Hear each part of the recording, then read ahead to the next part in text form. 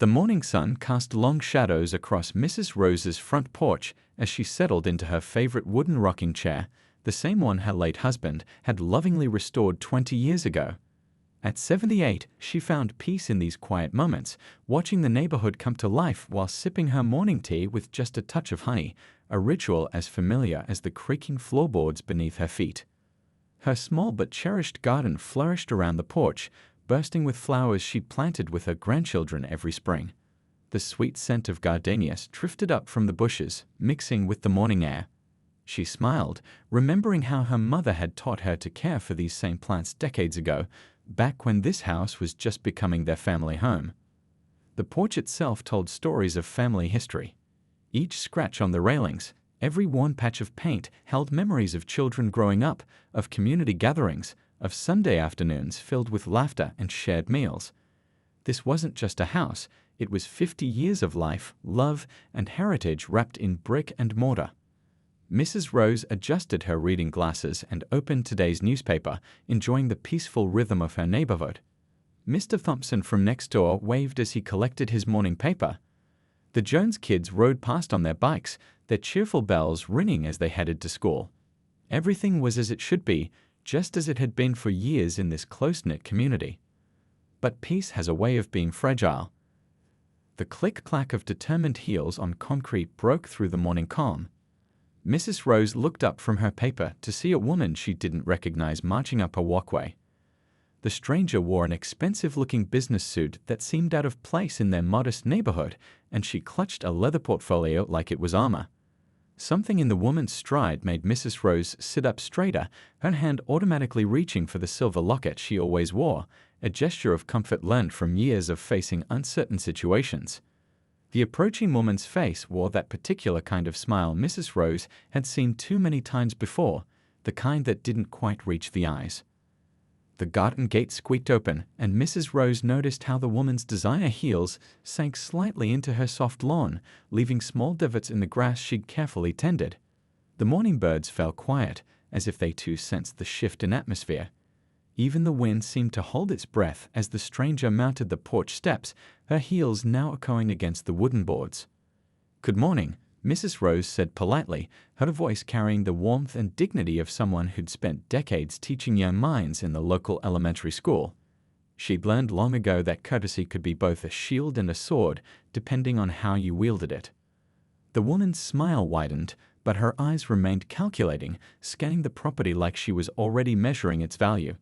She pulled out a business card with a flourish that seemed rehearsed, practiced in front of mirrors until it looked natural. The morning sun caught the glossy surface of the card, making the real estate company's logo gleam like a warning sign. Little did this visitor know that Mrs. Rose's quiet exterior masked a lifetime of standing firm against those who thought they could easily persuade an elderly woman to give up her home. The porch had seen many like her come and go over the years, each thinking they'd be the one to succeed where others had failed. As the woman opened her portfolio and began her practiced speech, Mrs. Rose's hand found the arm of her rocking chair, gripping it gently. Her wedding ring caught the sunlight, reminding her of the promise she and her husband had made to keep this home in the family, to preserve it as a cornerstone of their community, to pass it down to their children, just as her parents had done for her.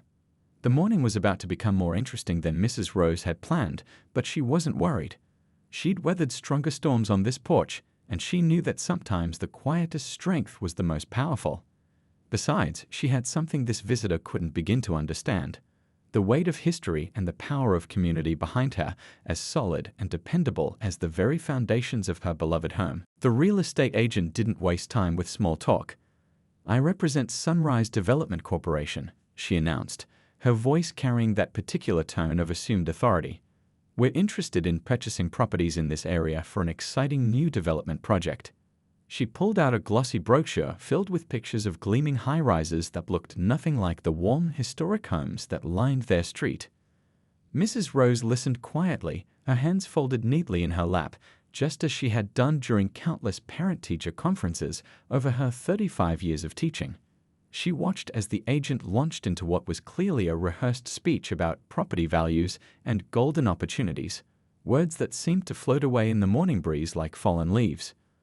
"We're prepared to make you a very generous offer," the agent continued, pulling out a sheet of paper with numbers that might have impressed someone who didn't understand the true value of home and history. Significantly above market value. She slid the paper across the small table where Mrs. Rose kept her morning crossword puzzle, her red-painted fingernails tapping against the surface with practiced precision. The sound of children playing down the street drifted over, and Mrs. Rose thought about how those same joyful sounds had been the backdrop to her own children's growth. She thought about the height marks penciled on the kitchen doorframe, the secret compartment her husband had built into the stairs, and the rose bushes her mother had planted that still bloomed every spring. "My dear," Mrs. Rose began, her voice gentle but firm, like steel wrapped in silk, "this house isn't for sale." She picked up her teacup, taking a slow sip before continuing. "Not today, not tomorrow, not ever." The agent's professional smile flickered for just a moment. She clearly wasn't used to such direct refusal. "Ma'am, I don't think you understand what an amazing opportunity this is. Property values in this area are—" She shuffled through her papers, pulling out charts and graphs. "I understand perfectly well," Mrs. Rose interrupted, her voice carrying the quiet authority of someone who had taught generations of children to read and write. "What you don't understand is that this house holds something your charts can't measure."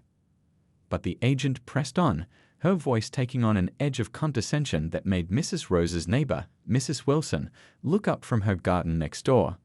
"In your situation," the agent said, emphasizing the word in a way that made it sound like a condition, "you should really consider the financial benefits. The maintenance costs alone for a house this age."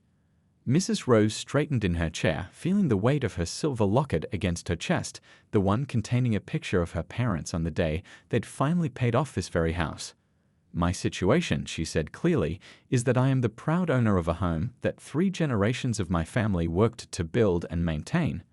A home where every floorboard has a story, and every window has watched children grow up." The agent's smile had completely vanished now, replaced by something harder. She pulled out her phone, beginning to take pictures of the house without asking permission. "The neighborhood is changing," she said, her voice carrying a hint of threat. "You can either benefit from that change or—" She let the sentence hang in the air like a storm cloud. Mrs. Rose watched as her neighbor Mrs. Wilson quietly stepped inside her house, phone in hand. Other neighbors had started to peek out their windows, drawn by the increasingly loud voice of the persistent agent. The morning had grown tense, like the air before a summer storm. But Mrs. Rose remained calm, decades of experience having taught her that sometimes the strongest response was simply staying seated, staying firm, and letting others reveal their true nature through their actions. She thought of all the history these porch boards had witnessed, from family celebrations to community meetings, from quiet evenings with her late husband to afternoon story times with her grandchildren. The agent was still talking, her words becoming more insistent, more aggressive, but Mrs. Rose barely heard them. She was listening instead to the deeper sounds, the creak of her porch swing, the rustle of her garden flowers, and the approaching footsteps that told her help was on the way.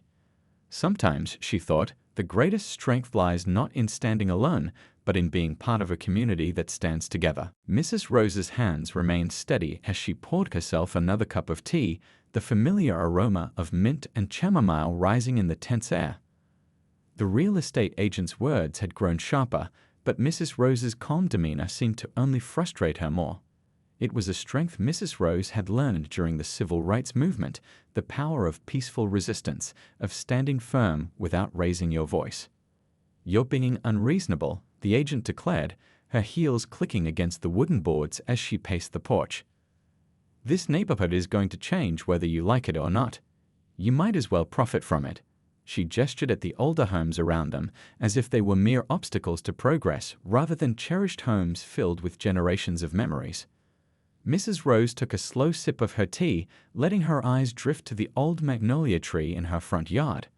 That tree had seen so much. Children climbing its branches, family photos taken beneath its shade, community gatherings where neighbors shared food and stories.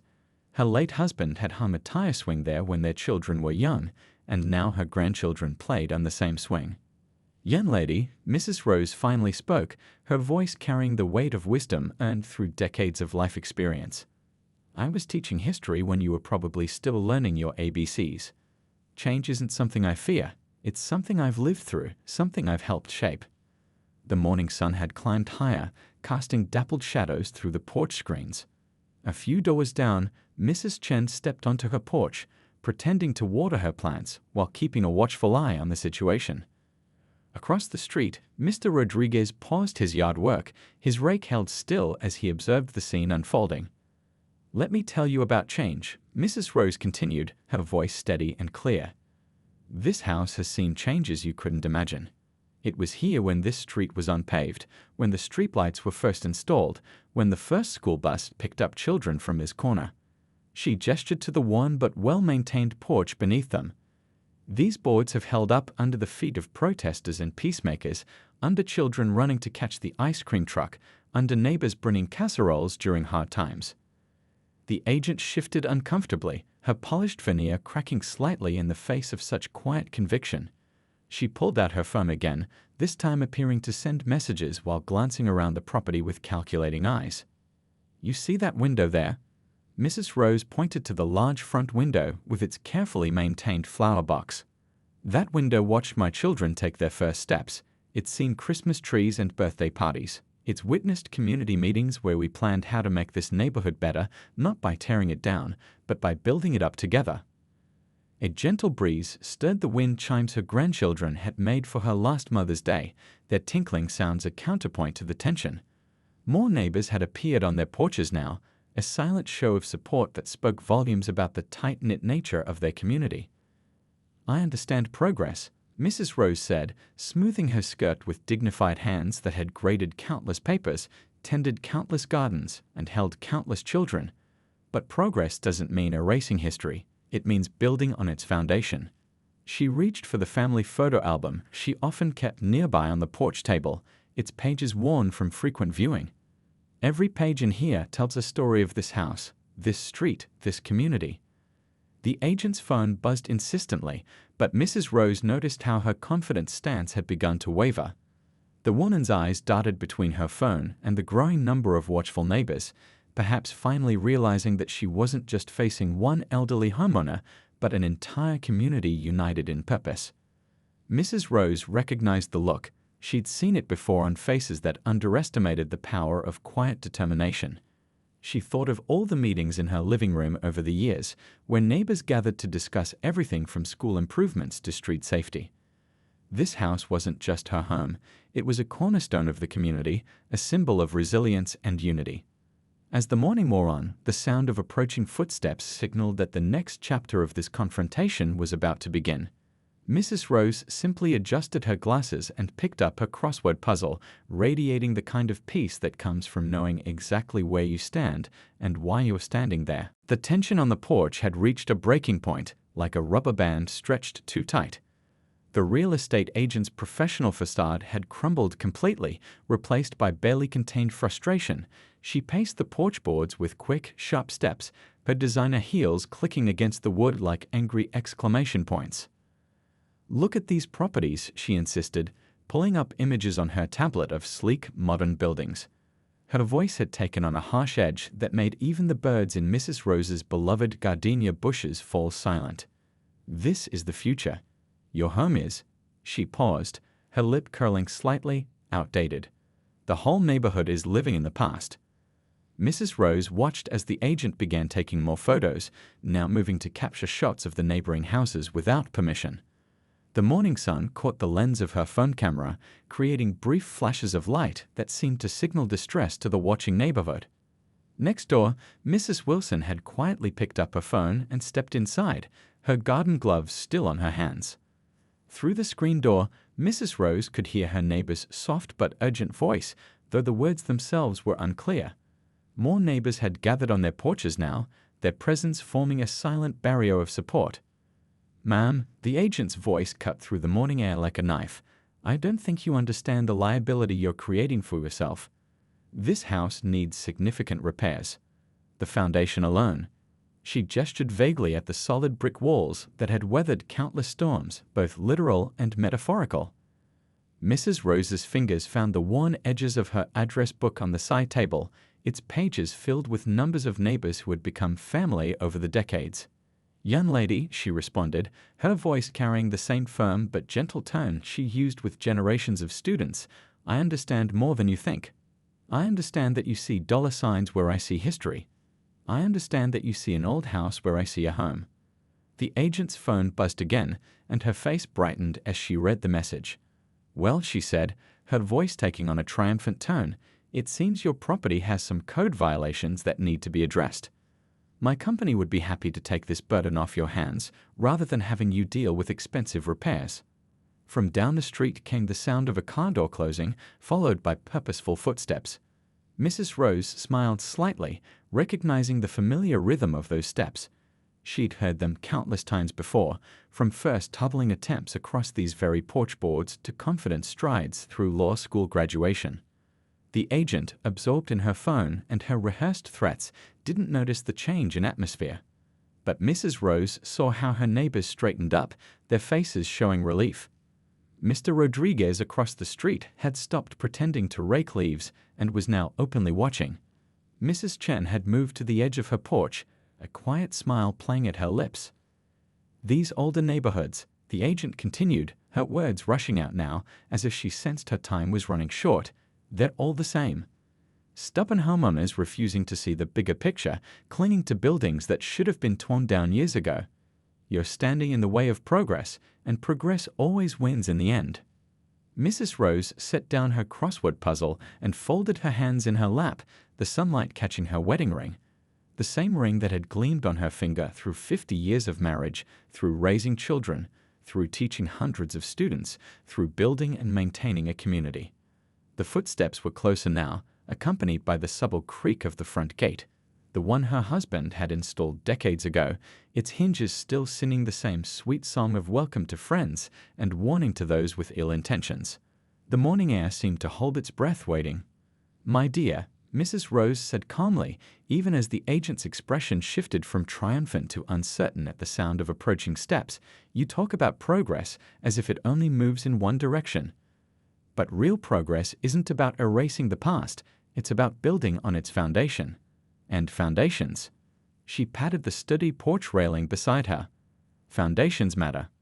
The wooden steps creaked and a shadow fell across the porch boards. The agent turned, her confident posture faltering as she faced the new arrival.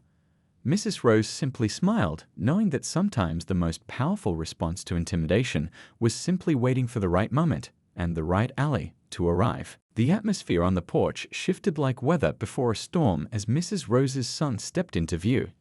His presence commanded attention without a single word, his well-tailored suit and confident stride speaking of someone well-versed in handling difficult situations.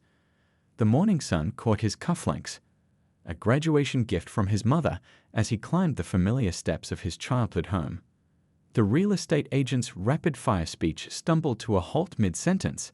She straightened her jacket automatically, her earlier aggressive stance wavering as she took in the new arrival. The phone in her hand, so recently wielded like a weapon, now dangled forgotten at her side. "Mom," he said warmly, bending to kiss Mrs. Rose's cheek. The simple gesture carried years of love and respect, a moment of tenderness amid the tension. He straightened up, his height and bearing adding another layer of protection to the porch his father had maintained so carefully over the decades. "I was just enjoying my morning tea," Mrs. Rose replied with a slight smile, her voice carrying the calm of someone who knew help had arrived. She gestured to the agent with a graceful hand. This young lady was just explaining how a home is apparently standing in the way of progress. Her son's expression remained professionally neutral, but those who knew him well, like the watching neighbors, could see the slight tightening around his eyes. He'd grown up playing on this very porch, had studied for his law degree in the room behind these windows, had learned about justice and dignity from watching his parents stand firm in the face of pressure. "I see," he said, his voice carrying the weight of years of courtroom experience. He turned to face the agent, who had begun to shuffle her papers nervously. "And you are?" The question hung in the air like summer humidity. The agent thrust out her business card, her hand slightly less steady than during her earlier dramatic flourish. "I represent Sunrise Development Corporation," she began, trying to recapture her earlier confidence. We have plans for revitalizing this area." By revitalizing, he interrupted smoothly, "You mean attempting to pressure elderly homeowners into selling their properties below market value?" He reached into his briefcase, pulling out a familiar-looking document. "Like you did in the Brighton district last year." The agent's face paled slightly as she recognized the newspaper article, one that detailed a lawsuit against predatory real estate practices. Her phone buzzed again, but this time she didn't check it. "I'm a civil rights attorney," he continued, his voice level but carrying an undertone of steel that matched his mother's quiet strength. "I specialize in cases involving housing discrimination and predatory real estate practices." He paused, letting the words sink in. "Would you like to see some of my case files?" Mrs. Rose watched this exchange while pouring a fresh cup of tea, her movements unhurried. The morning breeze carried the scent of her gardenias, mixed now with the familiar cologne her son had worn since law school, a gift from his father. The porch swing creaked gently, as if adding its own commentary to the scene. The neighbors remained on their porches, witnessing this turning of the tide. Mrs. Wilson had returned outside, a satisfied smile playing on her face as she pretended to tend her flowers. Mr. Rodriguez across the street had given up any pretense of yard work, watching openly with crossed arms and an approving nod. Now Mrs. Rose's son continued, setting his briefcase on the small table next to his mother's crossword puzzle. "Would you like to explain why you're taking photographs of private property without permission? Or shall we discuss the legal implications of harassment and intimidation tactics in real estate practices?" The agent's professional mask cracked completely, revealing the uncertainty beneath. She glanced from mother to son, perhaps finally understanding that she had severely underestimated both. The morning sun seemed to shine a little brighter, highlighting the dignity of the old house, the strength of its inhabitants, and the unity of the watching community. Mrs. Rose simply picked up her crossword puzzle again, a small smile playing at her lips.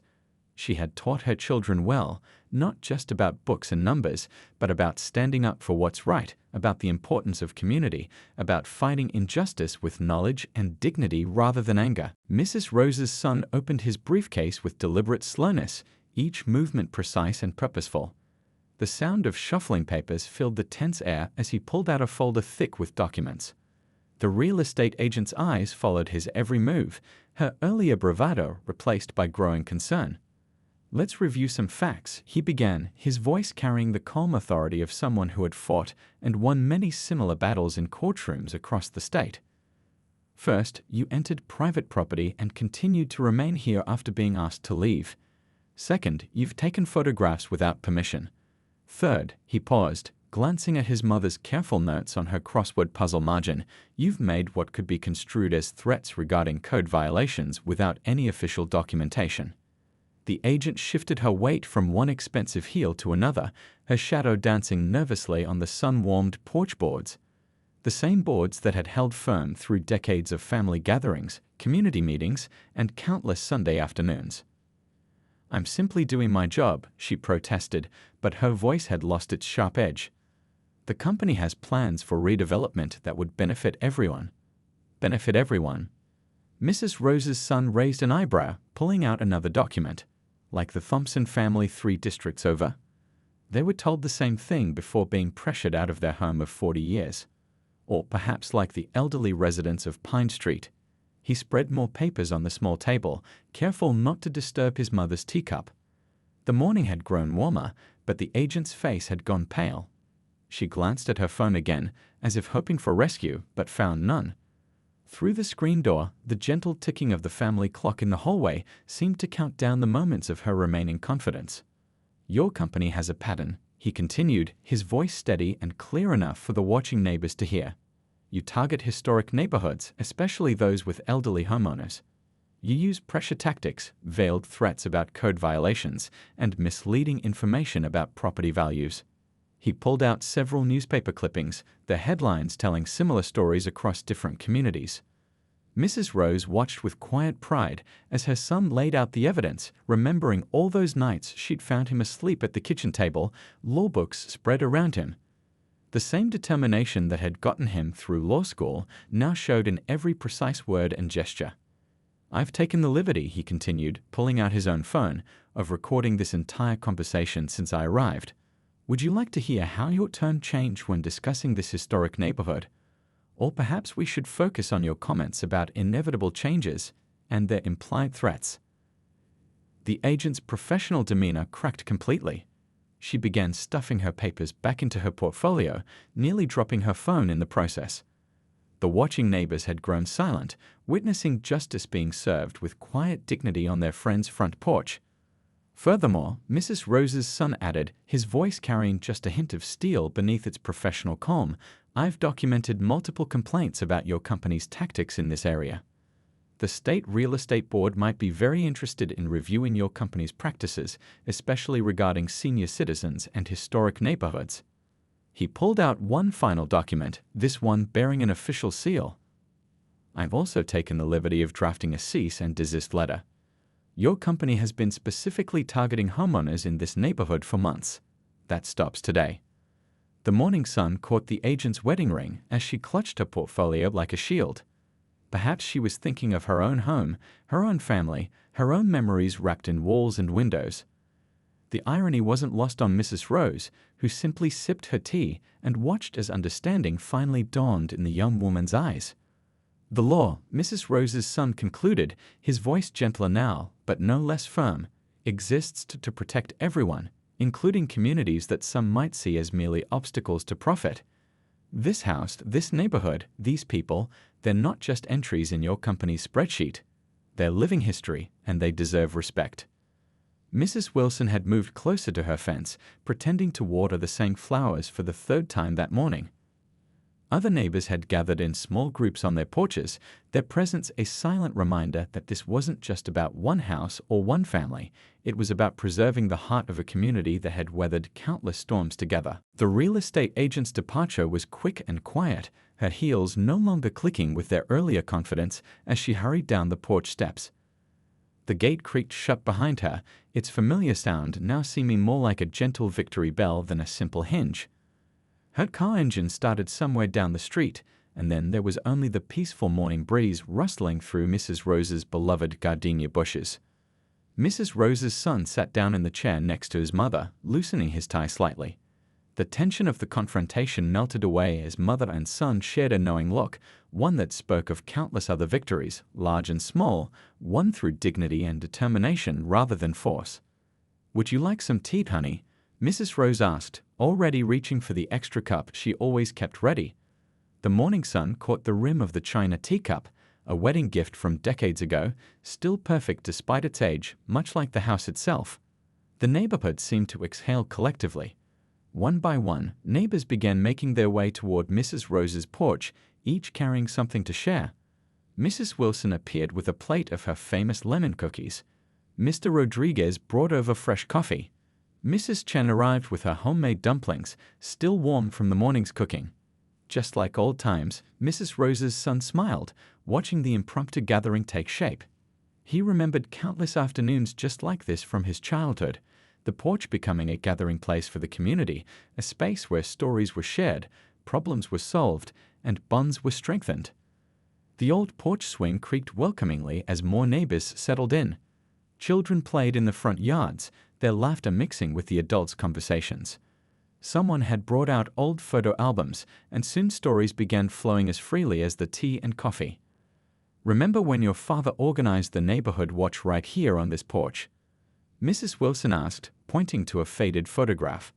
"And how about when we all gathered here during the big storm of '89 when the power went out?" Mrs. Rose's son picked up one of the albums, turning to a page that showed his law school graduation. "Every acceptance letter, every exam I passed, every milestone. This porch saw them all," he said softly. "It's more than just wood and nails." As the morning stretched into afternoon, more stories emerged. Tales of block parties and wedding celebrations, of children growing up and moving away, but always coming back home, of neighbors helping neighbors through good times and bad. The house had been more than just a witness to these memories. It had been a crucial part of them. "You know," Mrs. Chen said, passing around her dumplings, "my grandchildren always ask why our neighborhood is different from the new developments. I tell them it's because we have something they can't build from scratch, history, and heart. Mrs. Rose looked around at the gathered faces, some she'd known for decades, others newer to the community but no less valued. Her son was showing some of the younger neighbors the legal documents he prepared, explaining how they could protect their own homes from similar pressures. "We're not just homeowners," he explained to the attentive group. "We're custodians of history, keepers of community. Every time we stand together against those who see only profit margins, we're protecting something precious." The afternoon sun cast long shadows across the porch boards, but no one seemed eager to leave. Someone had brought out a guitar, and soft music mixed with conversation and laughter. The children had set up a lemonade stand at the bottom of the steps, supervised by proud parents who understood the importance of passing down community values to the next generation. Mrs. Rose sat in her rocking chair, taking in the scene with quiet satisfaction. The morning's confrontation had done more than just protect her home. It had reminded everyone of what made their community special. It wasn't just about the houses, as solid and beautiful as they were. It was about the people who filled them, the stories they shared, and the bonds that grew stronger with each passing year. As evening approached, bringing with it the first stars and the soft glow of porch lights up and down the street, Mrs. Rose thought about how some victories weren't just about winning battles. They were about reinforcing the foundations of community, about showing the next generation what it meant to stand together with dignity and purpose. Her son squeezed her hand gently, understanding without words. The porch boards beneath them seemed to hum with decades of memories and the promise of many more to come. Sometimes, Mrs. Rose thought, the strongest statements weren't made with loud voices or legal threats, but with the quiet determination of people who knew exactly who they were and what they stood for.